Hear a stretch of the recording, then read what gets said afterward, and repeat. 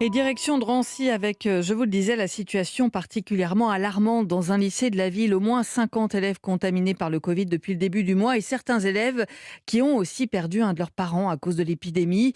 Alors que le débat monte sur la question de la fermeture des écoles, Pierre Herbulot, vous êtes sur place sur Europe 1. Eh bien, à Drancy, ce lycée accueillera bien les élèves demain. Oui, pour l'instant, la fermeture pure et dure n'est pas retenue. Il faut vous imaginer un immense complexe, un lycée général, un lycée professionnel, 2500 élèves pour une situation sanitaire hors de contrôle. Clément Barès est prof de maths.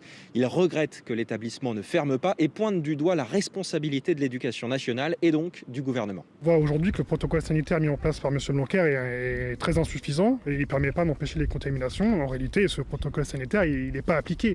Il n'est pas applicable parce qu'on manque de moyens humains et matériels pour le faire appliquer. Quand il n'y a pas d'embauche de CPE, de surveillants pour faire respecter les gestes barrières, et on a un poste et demi d'infirmière, enfin, on comprend évidemment que ça ne peut pas fonctionner comme ça.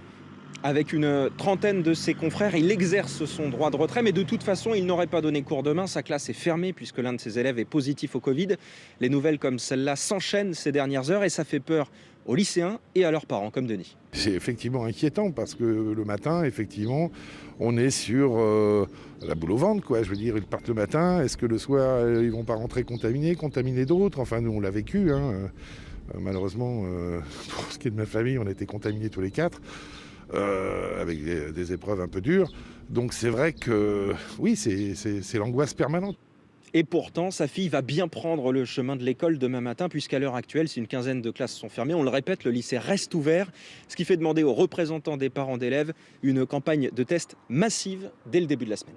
Merci beaucoup Pierre Herbulot en direct de Drancy pour Europe 1. Et puis on vous parlait des contrôles renforcés ces dernières semaines pour faire respecter les mesures de restriction. 350 000 contrôles de personnes ont eu lieu, dont 170 000 dans les départements où les mesures ont justement été renforcées. À noter 38 000 verbalisations, dont 18 000 dans les départements où là aussi des mesures ont été renforcées.